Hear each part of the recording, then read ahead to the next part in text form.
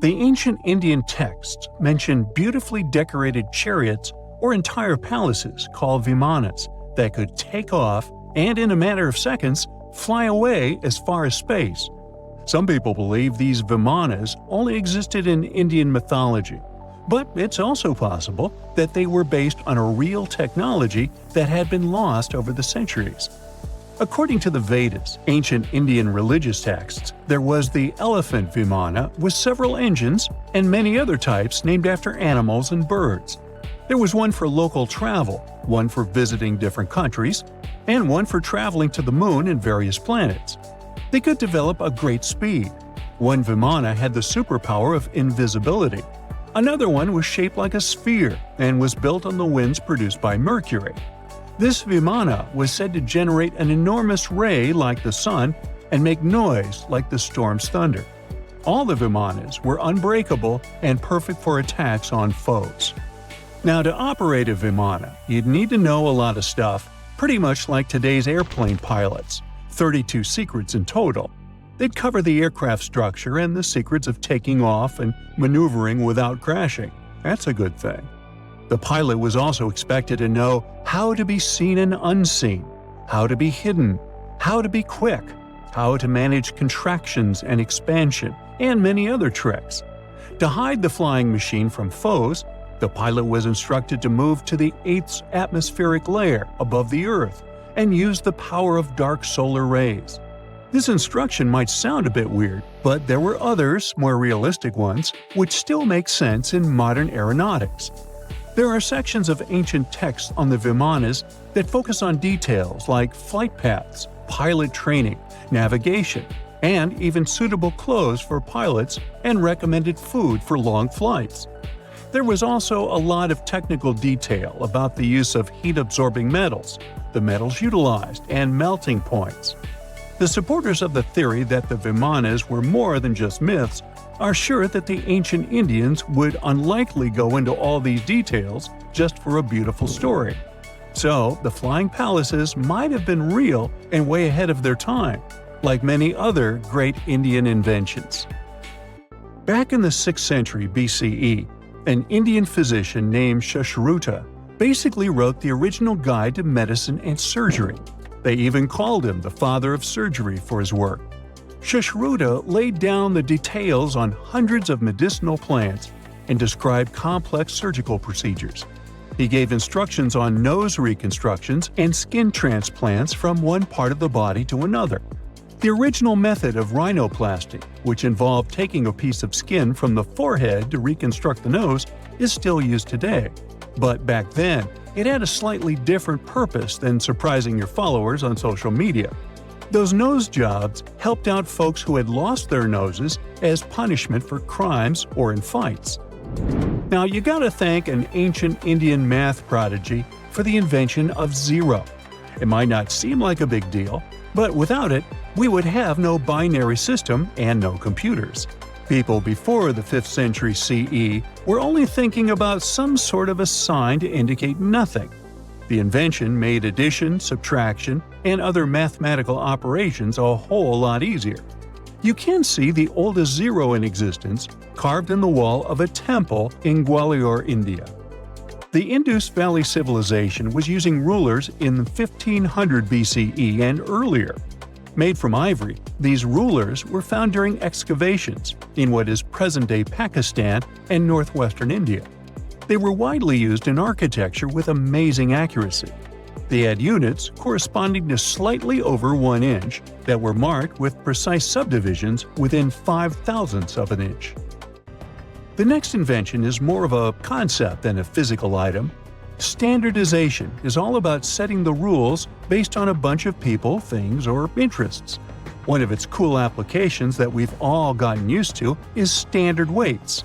Whether you're using pounds or kilograms, you need these universal measurements for weight, right? For this, we owe a big shout-out to the merchants from the Indus Valley Civilization who lived around 4,000 years ago. They were measuring everything from food grains to fancy luxury goods using these standardized weights. And their weights had decimal and binary mathematical systems going on. They didn't have high-tech gear. but they pulled off some serious precision using complex calculations and even sand for construction. Their art of standardization made its way to Persia and Central Asia, basically becoming the global weight-watching standard. So if yoga is your go-to exercise, you definitely have a personal reason to appreciate the ancient Indian geniuses.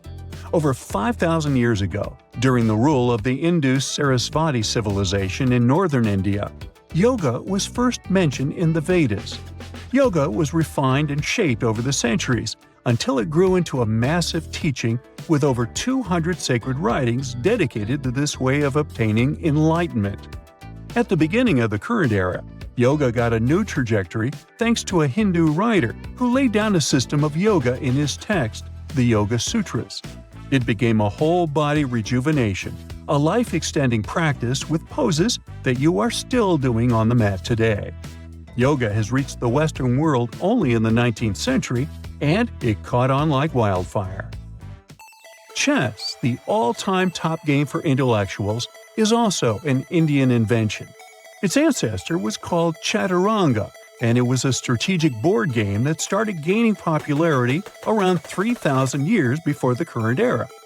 This early Indian version of chess was played by 4 people, not 2, and had 64 squares. Each player had 8 pieces, ranging from pawns to kings, bishops to knights, and there was no standard 6-faced dice. They rolled with an oblong one. Players facing off were actually allies, forming 2 teams based on the direction they sat. Chess, that we know and love today, was first mentioned in ancient Indian literature in a legend. It said that the wife of a villain called Ravana had invented the game to amuse him. Now, the word shampoo comes from the Hindi word, which means to soothe or knead. The substance was invented in India in 1762 and was originally used for head massages, hence the name. The first shampoo was made of natural oils and herbs.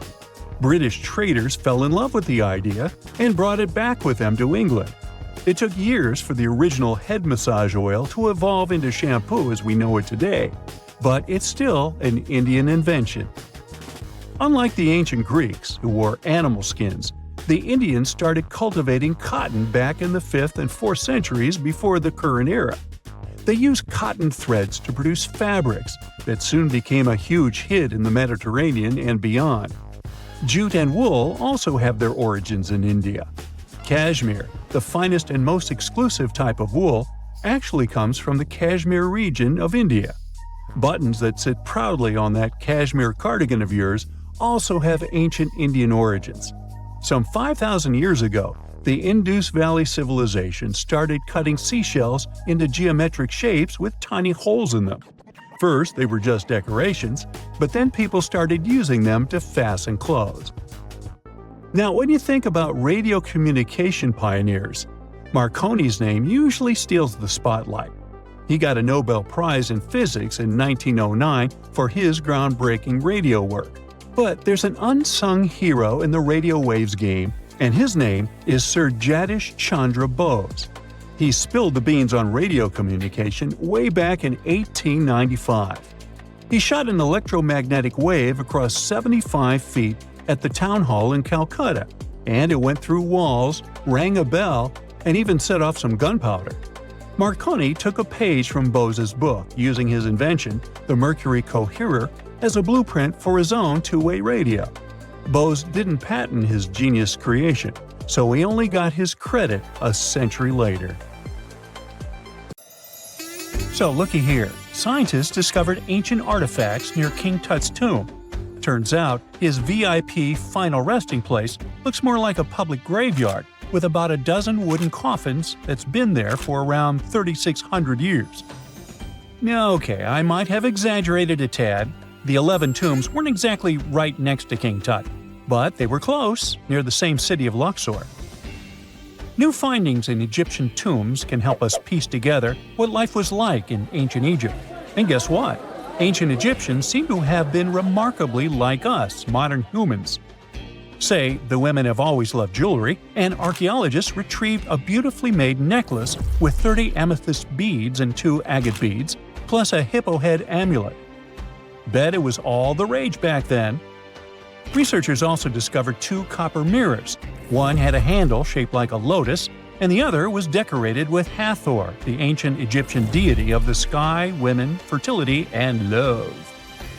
These recent excavations near Tutankhamun's burial site led to another jaw-dropping revelation. For the first time in thousands of years, fragments of Queen Hatshepsut's Valley Temple were uncovered. This fearless woman was thought to be the second female pharaoh, who ruled with both courage and wisdom, leaving a legacy as solid as the stones themselves. Her temple, hidden for ages, opens a window into a time filled with power, intrigue, and spiritual devotion. Archaeologists found over 1,000 beautifully decorated stone blocks on the outskirts of Hatshepsut's funerary temple. There were a very few women who managed to take the throne in ancient Egypt. Another tomb was found nearby, and it belonged to the overseer of Queen Teti Sheri's palace, whose name was Jehuti-Mez.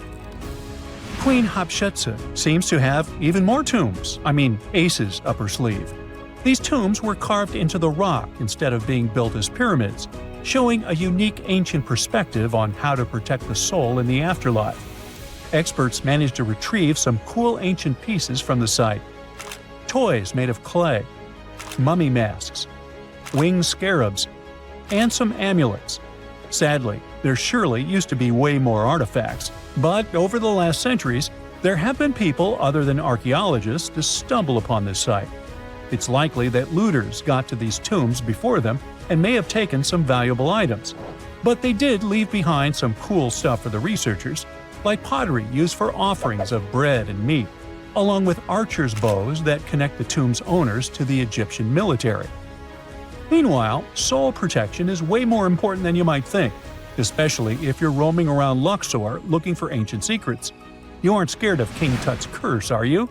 Let me tell you what happened to those who weren't scared, but promise me to take it with a dash of salt, okay?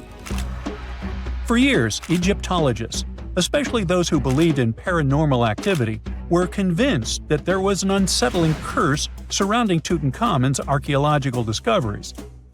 This belief stemmed from the mysterious and untimely demise of several excavators who discovered the tomb in 1922 with no logical explanation for why they passed away. It was just easier to chalk it up to something supernatural and avoid the whole mess. But it turns out it wasn't a curse at all. It was likely the radiation that caused those excavators to perish. Now, you might wonder where the radiation came from. After all, while radioactivity was discovered in the 19th century, ancient Egyptians, despite their impressive pyramids, didn't have any radium lying around to make Tut's tomb glow like crazy. So, what could be the real story? It might have been toxic waste behind it all. Toxic levels of radiation from uranium and hazardous waste have been lurking inside the tomb since it was sealed over 3,000 years ago. The burial chamber of Tutankhamun's tomb reportedly has such high radiation levels that anyone who steps inside could easily end up with a fatal dose of radiation sickness or an incurable condition. By the way, you can have a somewhat similar level of radioactivity if you don't get rid of those moldy dinner leftovers you left to perish in your fridge a month ago. But this radioactivity isn't exclusive to Tutankhamun's tomb. Ancient Egyptian artifacts discovery is rewarding yet dangerous due to unusually high radiation levels in Old Kingdom tombs all over Egypt. Geiger counters have detected radiation at 2 sites near the Giza pyramids, and radon, a radioactive gas, has been found in several underground tombs in Saqqara. Interestingly, experts believe that the builders of these ancient tombs were aware of the toxins, as some eerie warnings were carved into the walls of many tombs. One inscription ominously declared, "They that break this tomb shall meet their end by a malady that no doctor can diagnose." Other ominous phrases like "forbidden," "due to evil spirits," only added to the fear that supernatural curses haunted these ancient sites.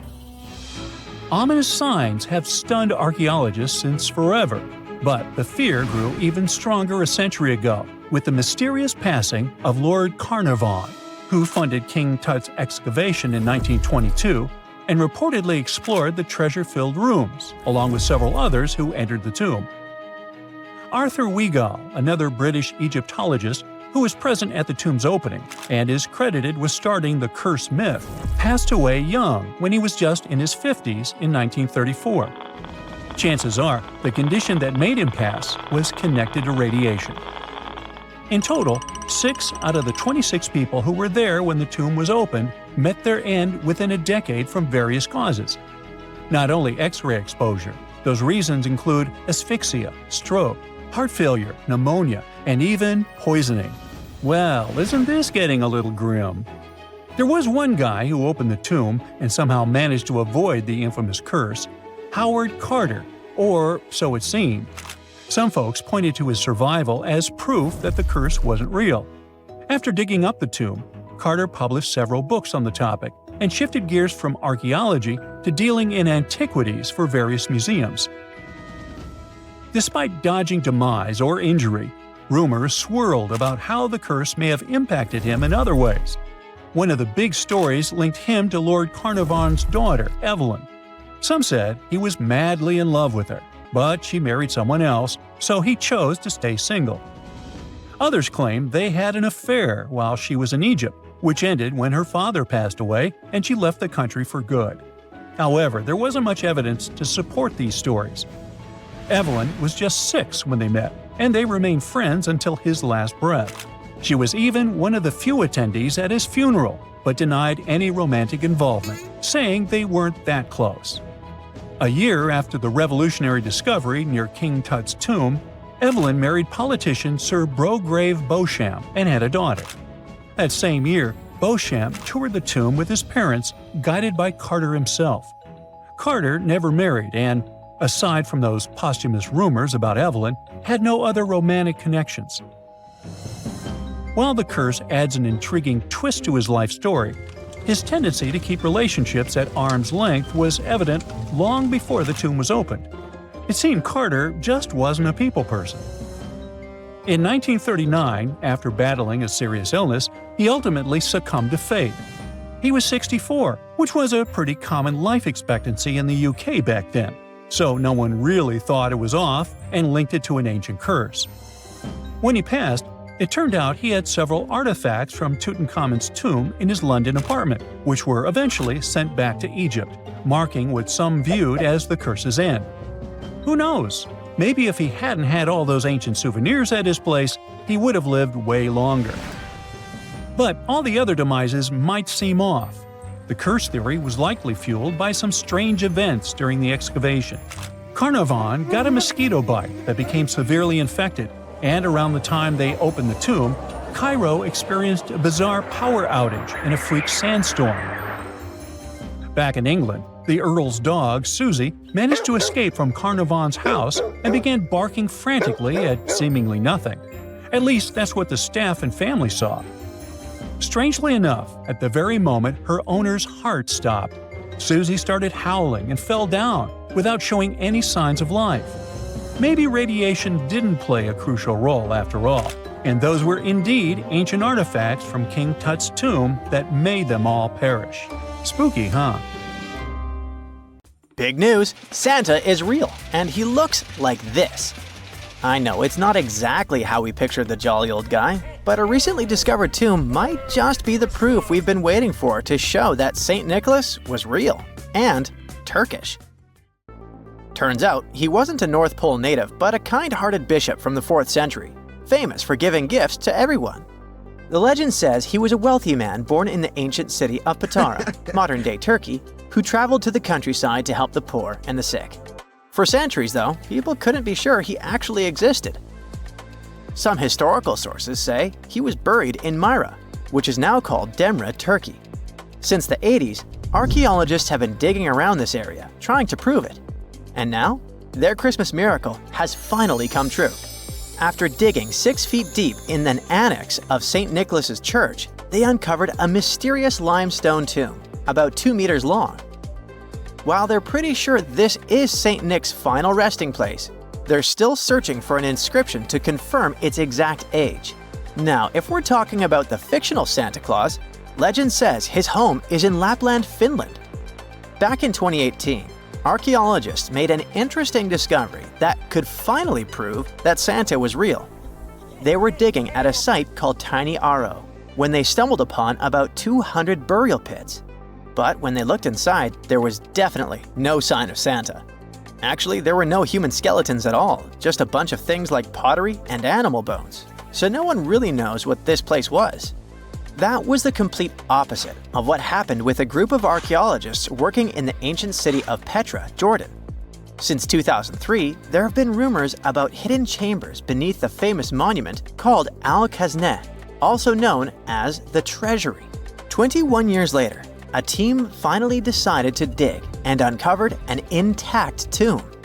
Inside, they found at least 12 human skeletons and artifacts estimated to be over 2,000 years old.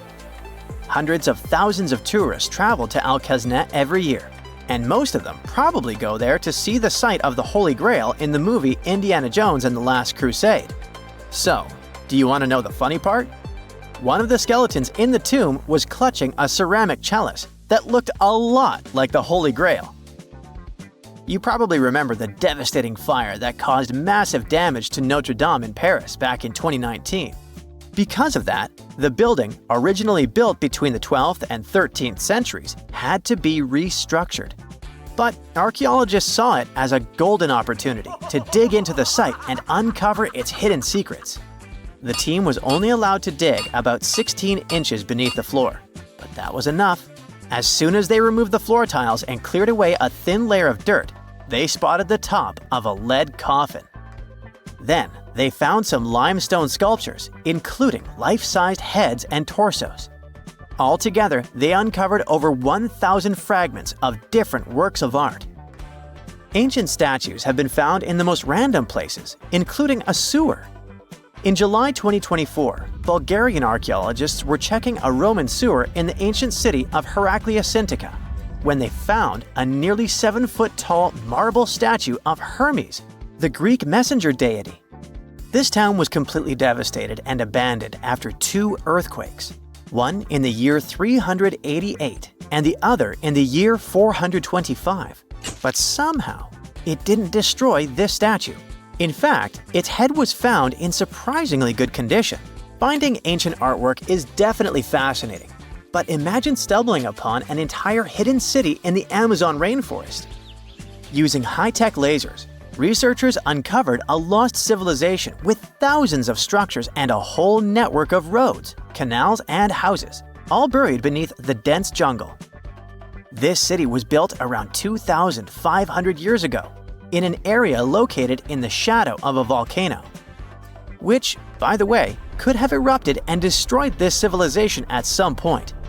It's hard to say exactly how many people lived there, but experts estimate they stayed up there for about 1,000 years. This discovery proves ancient people also had huge, organized cities in the middle of the Amazon. A similar thing happened in Campeche in southern Mexico. An archaeologist was doing some research on the internet when he accidentally discovered a hidden Maya city. This area, now called Valeriana, was huge, about the size of Edinburgh, the capital of Scotland. It had pyramids, sports fields, amphitheaters, and paths connecting different districts. Thanks to satellite images, archaeologists uncovered an entire unknown civilization from the Bronze Age. They were checking out aerial images when they discovered 100 prehistoric settlements in the Pannonian Plain, a region that includes parts of what's now Serbia and Hungary. The people who lived there are now known as the Titsa Site Group, and it looks like they were a pretty well-organized society, skilled at growing food, hunting, and fishing. Google Earth helped a team to uncover a mysterious set of 400 ancient gates in Saudi Arabia. These gates, scattered across the desert, are thought to be from thousands of years ago. They're made of stone and arranged in weird formations that have left archaeologists scratching their heads. I mean, they don't look like they were meant for funerals, and they don't seem like structures where people lived. So, we still have no idea what they are. Technology is really changing archaeology. Thanks to artificial intelligence and, well, a $1 million prize, we've finally been able to decipher part of an unreadable and super damaged ancient scroll. The Herculaneum scrolls were discovered by workers digging up the ancient town of Herculaneum near Pompeii in 1752.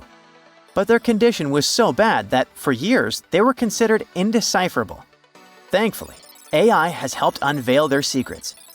Based on the studies so far, experts believe that one of these scrolls was written by a philosopher who valued pleasures, like music and food, above all else. No doubt, Stonehenge in England is one of the most mysterious places on Earth. Some theories even suggest it was built by extraterrestrials. After more than a century of research, archaeologists are still figuring out how it came together. See that big altar in the middle? Turns out it came all the way from Scotland. And that's pretty wild, considering this massive sandstone block weighs over 6 tons, and the people who built Stonehenge more than 4,000 years ago didn't have the luxury of wheels or modern tools. We can find some pretty amazing stuff in the oceans too. In 2013, a mysterious shipwreck was found about 20 feet underwater off the coast of Kenya. At the time, no one knew where it came from, but now, researchers are pretty sure this could be a ship from Vasco da Gama's fleet. You know, the famous Portuguese navigator, best known for being the first to sail from Europe to India by rounding Africa's Cape of Good Hope. If it's confirmed, this shipwreck could be one of the earliest European shipwrecks in the Indian Ocean. Ancient treasures can take many forms, including a bottle. Recently, archaeologists in Norway uncovered a 150-year-old message in a bottle during an excavation of a Viking burial mound. The bottle contained a letter written by Anders Lorange, an archaeologist who worked on the site back in the 1800s, along with his business card and a few coins wrapped in paper. The letter gave some details about the excavation, though it seems Lorange got a few things wrong, like the exact number of Viking shields discovered. At the end of the letter, he wrote a personal note in runic script, "Emma Gade, my girlfriend." So it gave us not only insights into history, but also a peek into his love life. Archaeologists have been studying Petra in Jordan for 200 years, and in 2024, they found something they had never seen before. It's a tomb with at least 12 complete human skeletons and artifacts that are over 2,000 years old right in front of the treasury. Bronze, iron, and ceramic items were placed with the deceased, which shows how people honored their loved ones when they passed away. It's a rare chance for scientists to learn more about the Nabateans, an ancient group of Arabian nomads who built Petra. The objects found in the tomb under Petra's treasury are in amazing condition, but the skeletons became fragile because it's damp inside the tomb. They plan to study the remains and extract DNA to see if the people in the tomb were related. While some scientists are solving tomb mysteries, others have trained AI to find new ancient sites for them. They've created an algorithm that works with a special type of satellite imagery. This technique uses radio waves that can peek under things like sand, soil, and even ice to find hidden objects. AI will help search a huge desert on the Arabian Peninsula called the Empty Quarter for archaeological treasures. The lead scientists of the experiment trained the algorithm to recognize hidden locations using data from a site they had found before. The new tech can discover buried structures within 20 inches, which is very precise. Another groundbreaking tech, LiDAR, which means light detection and ranging, helped archaeologists reveal new hidden cities all around the world. LiDAR can see big structures beneath layers of vegetation and map even subtle changes in ancient landscapes. They use it to scan large areas from a small plane flying over places that aren't so easy to study from the ground, like dense jungle. In 2024 alone, they found new Maya settlements in southern Mexico, gardens, roads, and rivers in Ecuador's Amazon rainforest, ancient ruins on the Pacific island of Tonga, and the remains of 2 medieval cities along the Silk Road route in Uzbekistan. Maybe some smart technology can also explain what Marge Simpson is doing on Earth in an ancient Egyptian tomb from 3,000 years ago. The drawing, featuring a woman with yellow-colored skin, a blue crown, and a green outfit, is alarmingly like the famous cartoon character.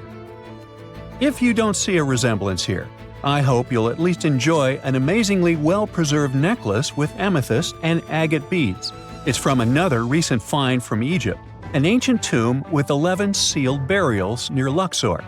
Archaeologists also found 2 copper mirrors, one with a lotus-shaped handle and the second with a unique design of the deity of the sky, women, fertility, and love in ancient Egypt.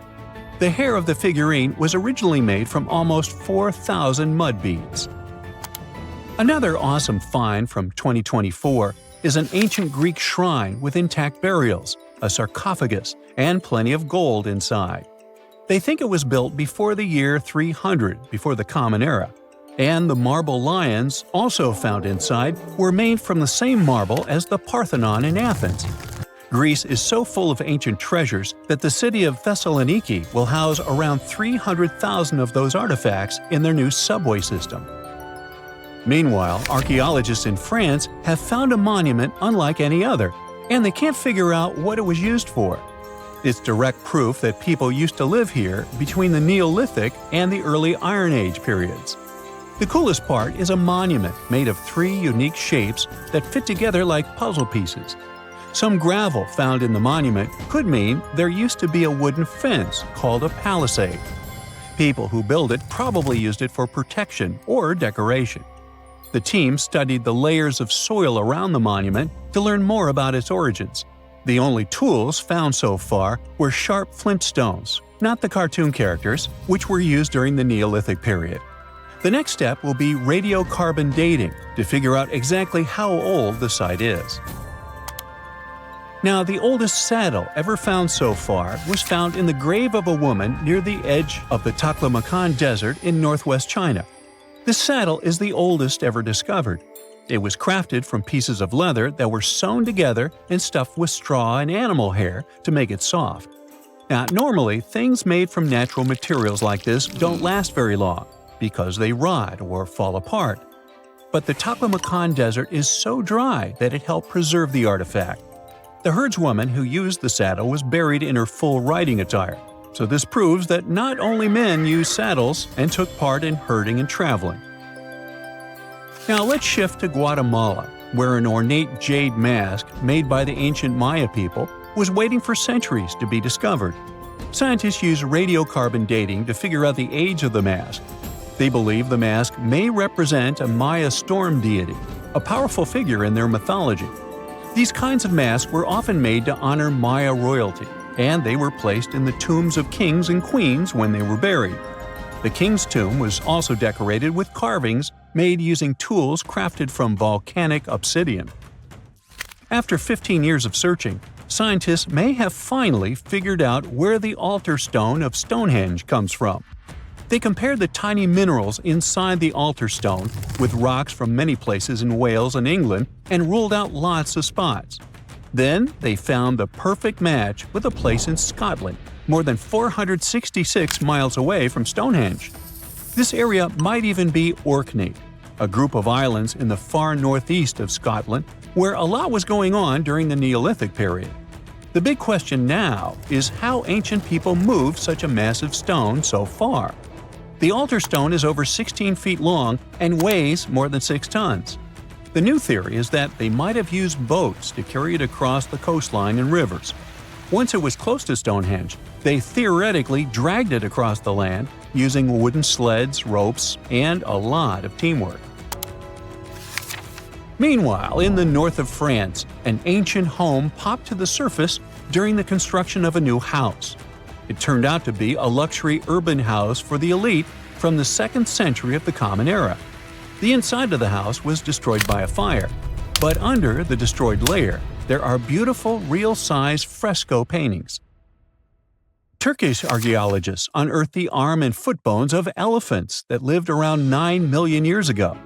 They also found fossils of early horses, giraffes, and even saber-toothed cats. They've already identified 43 distinct types of animals from this site and collected more than 4,000 fossils. One more cool find from Turkey is a 64,000-year-old workshop inside Incasia Cave. It looks like people used it for 24,000 years non-stop. There are some tools inside, like flakes and blades, which were made inside the workshop. In eastern Turkey, a farmer accidentally found a 1,000 square foot mosaic from the late Roman or early Byzantine period just beneath the dirt. Experts say it's a one-of-a-kind thing from this region, and it's still in one piece after all this time. The pattern shows dozens of trees, plants, and animals that were found in ancient Turkey. There could be more treasures in the area, so they plan to keep digging.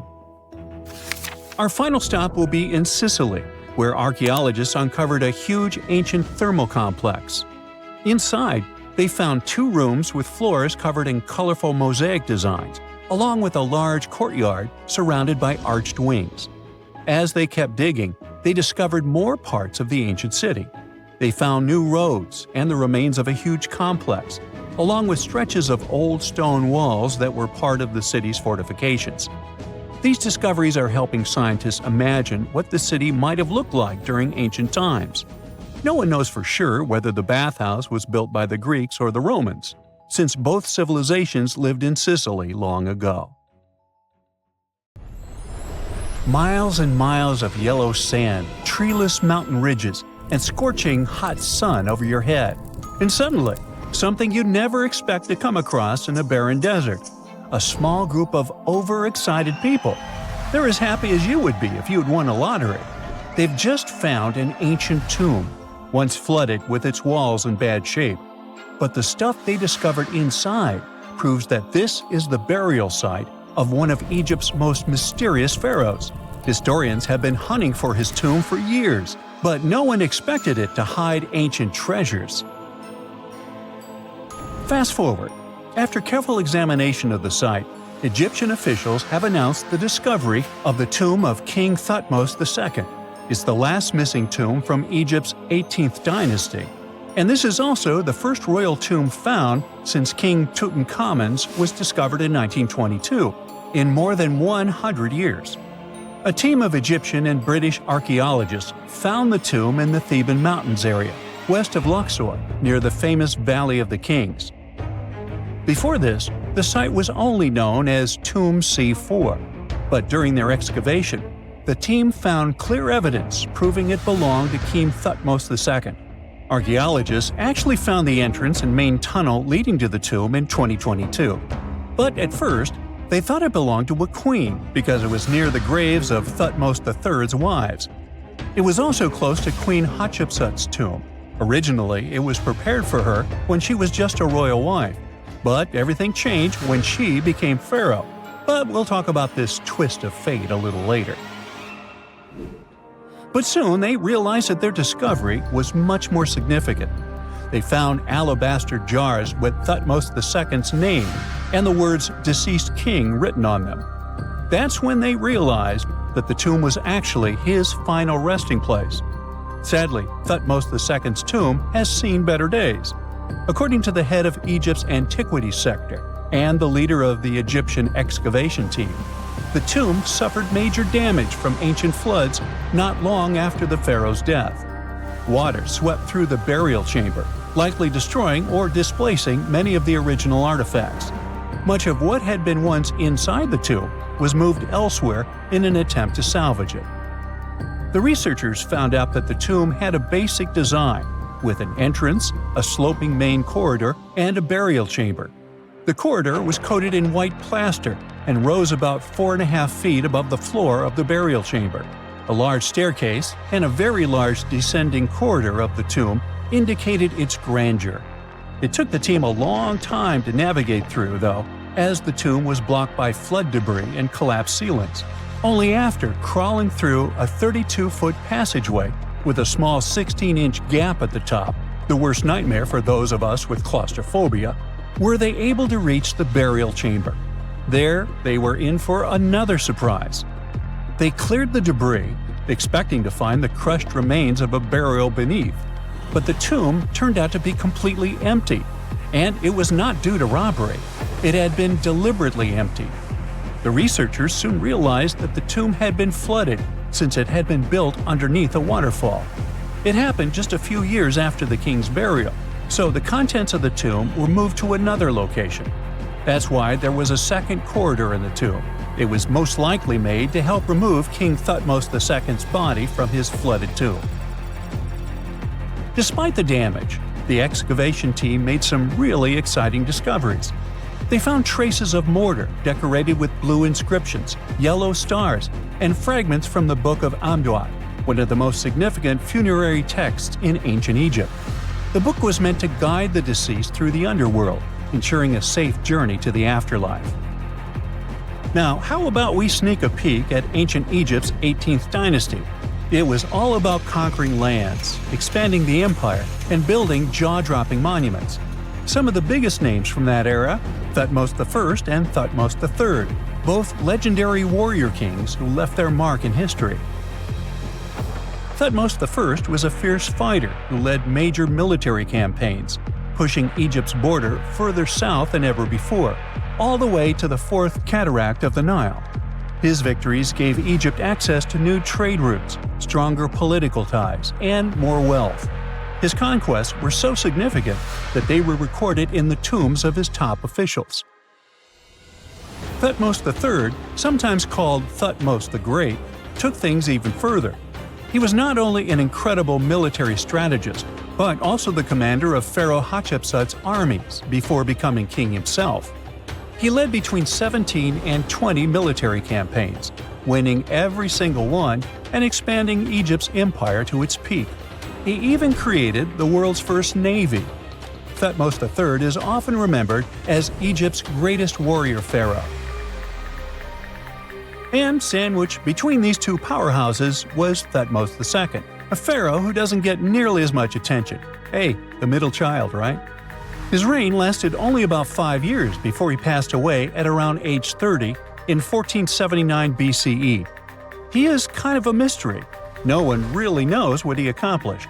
For the longest time, even the location of his burial site was totally unknown. His body was actually found in the 19th century. It was just lying around in the mortuary temple of Deir el-Bahari, in a secret chamber where priests used to hide royal mummies centuries after their original tombs were looted by grave robbers.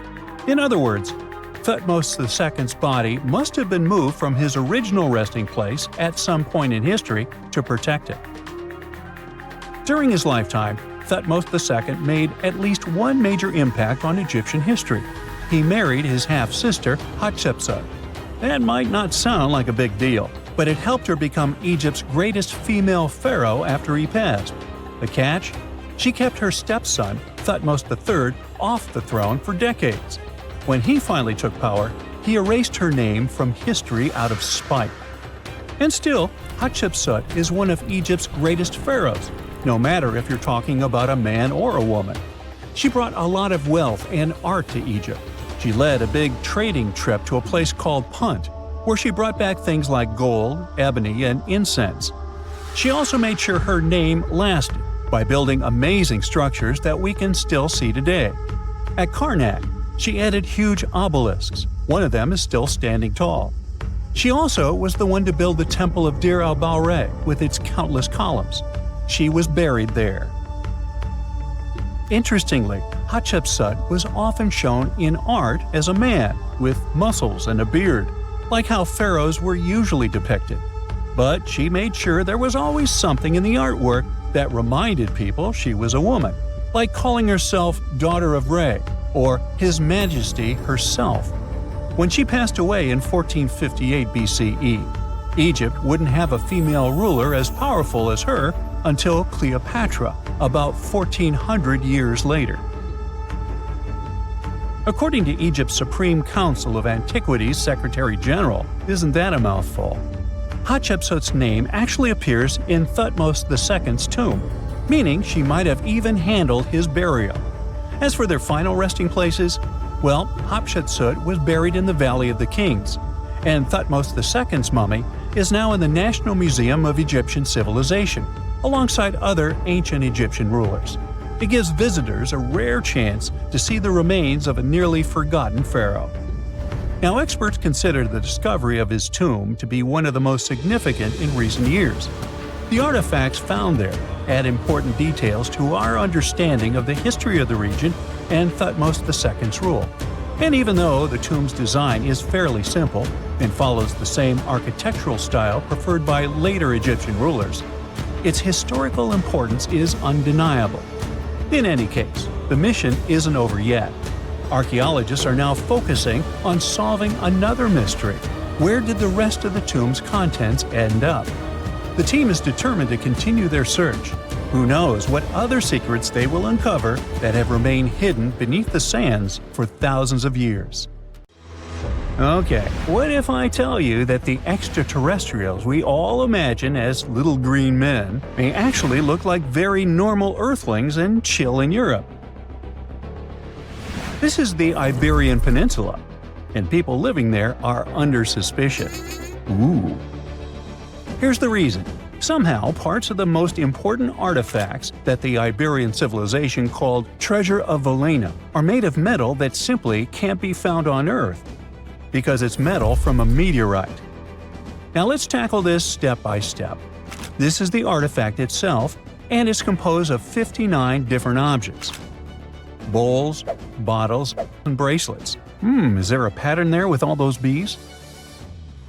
In total, the find weighs around 20 pounds, of which 18 pounds are 23.5 karat gold. Now, if you're not a metal specialist, I'll clarify it for you right away. For comparison, 23 karat gold is 95.8% pure gold, so 23.5 karat is even purer. The remaining percentage goes to other metals to help add strength and durability to the precious alloy.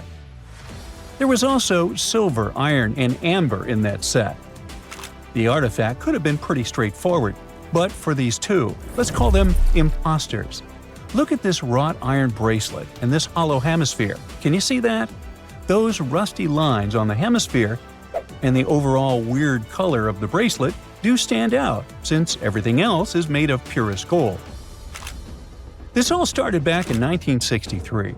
When a researcher noticed a dark leaden metal among the shiny bowls and bottles. The metal was shiny in some areas and covered with a ferrous-looking oxide that was mostly cracked. Now, just so you understand, gold does not usually act this way. Gold is one of the least reactive of all metals, so it won't even tarnish, let alone rust. To figure out where this suspicious iron came from, researchers turned to mass spectrometry, which checks out the mass-to-charge ratio of molecules. Their findings showed that the nickel in the iron is similar to that found in meteoritic iron. Simply put, the bracelet and the hemisphere are of extraterrestrial origin. Ooh. Now, the exact age of the trove is hard to determine, yet it's crucial. We need to know the exact age to see if it coincides with the start of the Iron Age in the Iberian Peninsula. If it does, then no further questions here. But if it doesn't, well, it's, at the very least, weird, if not suspicious. So there's this three-age system. It comprises the Stone Age, then the Bronze Age, and then the Iron Age. The Stone Age is of no importance here, so let's compare the Bronze and the Iron Ages.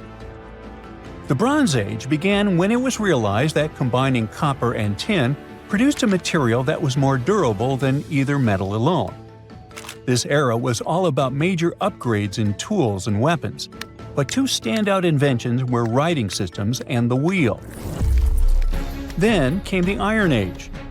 This time was all about slowly bringing iron into everyday life. Iron was way easier to shape into cool designs than bronze. Now this was a big deal, because iron, especially transformed into steel, provided significant improvements in all aspects of life. Tools became lighter, cheaper, and stronger compared to their bronze equivalents. You get it? Good. So researchers have long debated whether the treasure dates back to the post-Archaic era or the latter part of the Bronze Age. The most recent study claims that those artifacts were created in 1400 to 1200 BCE, and something really doesn't add up. First off, the Iron Age began around 500 years after these artifacts were crafted. Plus, ancient craftsmen couldn't know back then how to work with metals that landed on Earth approximately 1 million years ago. And while the dates are really hard to explain, there is a logical explanation for the craftsmanship. The theory here is that those metal workers simply had access to the fallen meteorite, and thus they could study it well and discover its properties before using it for decorative purposes. They could have figured it out through trial and error, and once they knew exactly how to work with this extraterrestrial metal, they proceeded to adorn the artifacts with it. Plus, there were the Phoenicians, who contributed to their craftsmanship.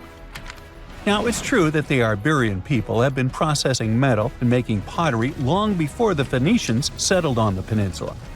But the arrival of new metalworking techniques and the introduction of the potter's wheel enabled them to produce better quality goods much faster than before. So, we figured out the extraterrestrial origins of the Iberian artifacts. But guess what? This area is still under suspicion. The reason for that is the language they spoke. You see, for most modern languages people use today, there will always be some proto-language. Say for Italian, Spanish, and French, it's Latin, hence their similarities. But wait, Iberian was largely spoken where modern Spain is, so why isn't Spanish similar to it? Well, the truth is, no language today is similar to the Iberian. Maybe only the Basque language, but it's because of some similarities found in their numerical systems. Basque is classified as a language isolate, or simply unrelated to any other known languages, and the only language isolate in Europe. The Iberian language is unclassified. While the scripts written in it have been deciphered to various extents, the language itself remains largely unknown. And look at the alphabet the Iberians had. Looks like it doesn't really belong to our planet. But hold up, this one might be a bit of a stretch. When the Phoenicians came to the peninsula, they brought along their alphabet to the Iberians. But honestly, the Iberians probably weren't keen on just copying someone else's writing system, so they tweaked it until it looked completely different. Let's just say they took some inspiration and ran with it. While linguists can guess to some extent how most characters sounded, actually translating the language is still completely impossible. The Iberian language was non-Indo-European and faded away over 2,000 years ago. And there aren't any similar languages left to help us out. Super frustrating, right? Yeah. We got over 2,000 Iberian inscriptions from tombs, coins, potteries, lead plates, and even cave wall carvings. But aside from a handful of words, we're totally in the dark about what they mean.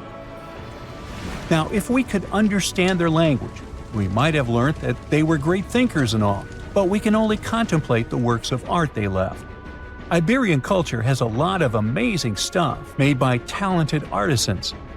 We're talking about not just metalwork and ceramics, but also detailed sculptures, textiles, jewelry, and other personal bling. But here's the catch. Making all those luxury items depended a lot on a big farming class. At the heart of Iberian society, most folks were involved in farming and taking care of livestock. Depending on where you were, the types of farming varied. For example, up in the north, they were all about growing grains, while down in Valencia, they focused on producing olive oil and other agricultural aspects. In the west, raising animals was the name of the game. Still, we don't have much information about the day-to-day lives of the many people doing this essential work. Yet, on the flip side, we know a lot about the upper class of Iberian society, who control these agricultural resources and hire the artisans. By the 7th century BCE, we start to see a group of Iberian princes who were living the good life, trading with the Phoenicians and enjoying fancy luxury items. You can spot this elite class in their burial practices. Cremation was the go-to method for funerals among the Iberians, and wealthy individuals were often found in cemeteries with all sorts of lavish goods and funerary sculptures that give us a peek into the fashion and hairstyles of the rich. Interestingly, starting in the 6th century BCE, there was a noticeable drop in the number of recognizable burials, which suggests that these elaborate funeral customs became more exclusive to a small elite. Meanwhile, the fate of the majority, farmers, artisans, soldiers, and laborers, who made up a big chunk of the population, remains a bit of a mystery. It used to be a pretty advanced civilization, but it vanished without a trace. Researchers think it could have been due to some massive earthquake. But so far, we don't know for sure. Something strange is lurking beneath the sands of Giza, and scientists have no idea what it is. Archaeologists just found a hidden structure near the Great Pyramid using advanced ground scanning technology. What's inside? Nobody knows, but excavations are already underway. The Great Pyramid of Giza is one of the most famous monuments on Earth, but it doesn't stand alone. It's surrounded by an ancient necropolis, a massive royal graveyard filled with tombs and monuments. They belong to pharaohs, nobles, and other high-ranking officials. Most of these tombs are above the ground. They're called mastabas, rectangular, flat-roofed tombs built from limestone or mud brick, and they've been studied for decades. But from old movies, we know that these weren't simple graves. They have deep vertical shafts leading to underground burial chambers, where the past was sealed away for eternity. And recently, archaeologists found one curious empty space in the cemetery, a completely unexplored patch of ground. No mastabas, no visible ruins, nada. For years they ignored it, but between 2021 and 2023, they decided to investigate. They didn't dig though. Instead, they used a technology that kind of acts like X-rays for the ground. These radars let scientists see the secrets hidden there. And there was something hidden beneath the sand, something deliberately buried and forgotten. A two-part underground structure. One part was shallow and L-shaped. It's about 33 feet long and buried just 6.5 feet deep. But below that, a deeper, more mysterious anomaly, a structure completely different from anything else in the area. They called it a highly resistive anomaly, which means it's dense and solid, likely made of stone, sand, or even metal. And still, no one has a clue what's inside it. Now, it's clear that humans made the L shape. It wasn't formed by nature. And the shallower structure might have been an entrance to whatever is hidden below. But they only have some theories about what might be hidden there. It's also filled with sand and gravel. It was probably deliberately backfilled after its construction, perhaps to preserve this. Why? Well, we don't know yet. The archaeological team will need to excavate to understand what exactly this thing was and why it was built. The first guess is a lost burial chamber. Many tombs in Giza have underground burial sites, but most have clear surface markers. This one, for some reason, has nothing, but it could be one of them. The second guess is an ancient offering chapel. Egyptologists know that some chapels were built in this shape, but usually they were above ground, not buried like this. And finally, it might be something we've never seen before. If this turns out to be a new type of structure, it could rewrite what we know about the burials of pharaohs. The only way to know for sure is to dig it up, and that's exactly what's happening right now. Excavations are already underway. Archaeologists are racing against time to uncover the truth. But there's a real danger there too. Giza's fragile ancient structures need to be handled carefully. Otherwise, they could be damaged beyond repair. So all we can do is wait for the truth. Now, these tombs always held fascinating mysteries. Unfortunately, we'll never learn tons of these mysteries because of some relentless tomb robbers. Egyptian tombs were built to guard the bodies for eternity. But that absolutely didn't stop people from breaking in and stealing everything valuable inside.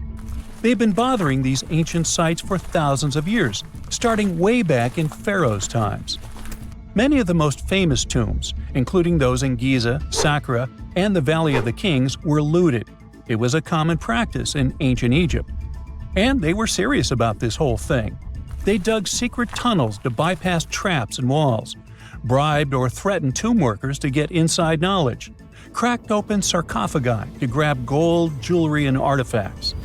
And by the time modern archaeologists got to most of these tombs, they had already been picked clean. The reigning pharaohs got tired of this infuriating nonsense. The Valley of the Kings, the famous burial ground of Egyptian royalty, was supposed to be the ultimate safe zone. Tombs were built deep underground, hidden in the desert. Passages were sealed with giant stone blocks, False doors and traps were added to confuse thieves. Even curses were written on the walls, warnings of horrible endings for anyone who dared to disturb the tomb, which is exactly where we got all those horror stories about mummies from. Spoiler alert, none of it worked. Most tombs in the Valley of the Kings were fully robbed within 100 years of being sealed. Even King Tutankhamun's tomb, one of the most famous in history, was broken into twice in ancient times. Some of them decided to try and fight back. The New Kingdom rulers built hidden unmarked tombs in a way that should have prevented the looters from finding them, but didn't work. Some pharaohs, like Ramses II, were moved in secret to prevent their bodies from being stolen. Nope, didn't matter. The grave robbers always won. That's because tomb raiders weren't just random thieves. They were skilled, organized, and well-connected. They knew exactly where to look. Many were the ones who had built these sites in the first place, and they knew where the entrances were.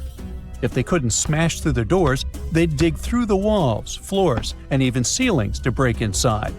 They also worked fast, often within a few years after the tombs were sealed, before anyone forgot where the valuable stuff was.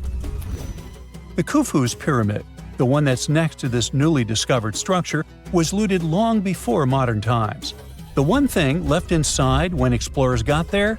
An empty granite box where the sarcophagus used to be.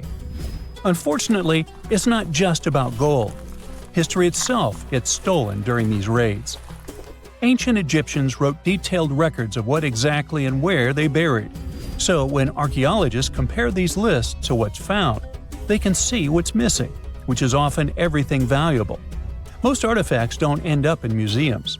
They just disappear into private collections, where they can never be studied again. Which is, of course, completely unfair. In fact, a few countries have had enough and started passing laws to take historical artifacts back from private collectors. In Italy, if you own an ancient Roman artifact, you must prove you got it legally. China is actively hunting down stolen artifacts, and they must find ways to retrieve it back from the Western collectors. In Egypt, they passed new laws making it illegal for private citizens to own any ancient Egyptian artifacts at all. Other countries, like the US, the UK, Germany, or Switzerland, are completely fine with rich guys owning their history. The British Museum is built on looted things. European empires invaded half the planet and took whatever they wanted back home. Their museums are often full of such stolen artifacts, and unfortunately, they refuse to give most of them back. For example, the Rosetta Stone. It was taken from Egypt by Napoleon's army, then stolen again by the British after they beat the French. Egypt has been demanding to return for years, but they still can't get it back. Or the Parthenon marbles. These magnificent massive Greek structures were taken from the Parthenon in Athens by a British lord in the 19th century. Greece has been begging for them back ever since, but the UK doesn't feel like it. Not to mention tons of Mesoamerican artifacts, scattered in various museums across the world. European explorers raided Mayan and Aztec temples, took statues, jewelry, and sacred objects, and now Mexico is fighting to get them back. Well, wouldn't it be surprising even if this mysterious underground chamber has somehow been looted already? But if it's a newly found place, could it be one of the few that escaped the hands of grave robbers? Could there still be ancient artifacts, untouched for 4,500 years? We can only hope that those guys didn't get there first. Scientists found an entire city of Gaiangola that was hidden beneath the dense jungles of Mexico for 600 years. It covers 360 hectares, had over 1,000 buildings, 2.5 miles of defensive walls, a network of internal roads, and a well-planned urban layout with temples and ball courts, and separate neighborhoods for the elites and commoners. For centuries, people believed there was just an abandoned fortress there, based on stories passed on from generation to generation. Until recently, there was no way to see how truly huge it was without spending years on the ground. But thanks to the new technology, a remote sensing tool called LiDAR, they got a 3D model of the area in just 2 hours from a plane. Gaiangola was built between the years 1350 and 1521. It was a crucially important place for the Zapotec people, a group that had lived in the area since around 700 BCE. In Gaiangola, families lived together in homes with big patios in the middle, surrounded by rooms. When families got bigger, they built more rooms and made their homes larger. The study found that both the leaders and regular people worked together to make the city better. Because Gaiangola was surrounded by mountains, they used this land wisely and built their houses in a way that fit the slopes and let rainwater flow naturally. This helped keep their homes safe and strong. They were built so well that many of these buildings are still standing, even after hundreds of years. There are 2 pyramids in the center of the city. They may have been used as temples where the priests celebrated rites and ceremonies to their deities. The priests brought offerings to the altars, and the people assembled at the 2 squares that are now sunken. Then, there is also a palace with 64 rooms, some of them with circular columns on several sloped terraces. There are patios with many stairways all connected to each other.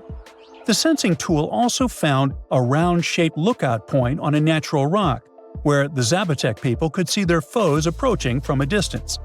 Researchers also noticed 2 circular structures that could have been used to watch the stars and measure time. They also found some tombs, so there was most definitely a city cemetery. By the end of the 1400s, the Zapotec people controlled a large territory on the Pacific coast and had successfully defended their land from the Aztecs, who were trying to take over more territory. They did the almost impossible and survived a 7-month-long siege at Gaiangola.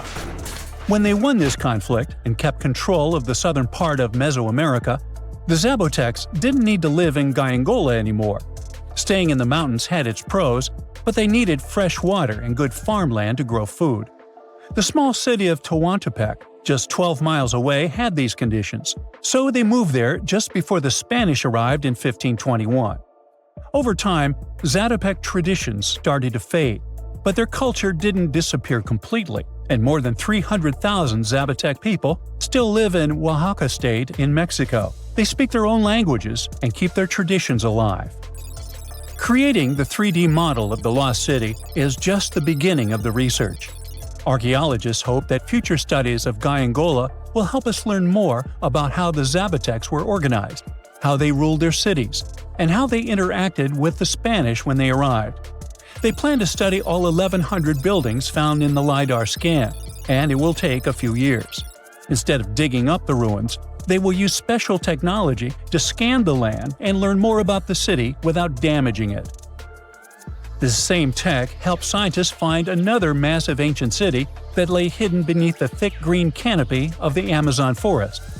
A whole network of houses, plazas, roads, and canals was hiding in the shadow of a mighty volcano.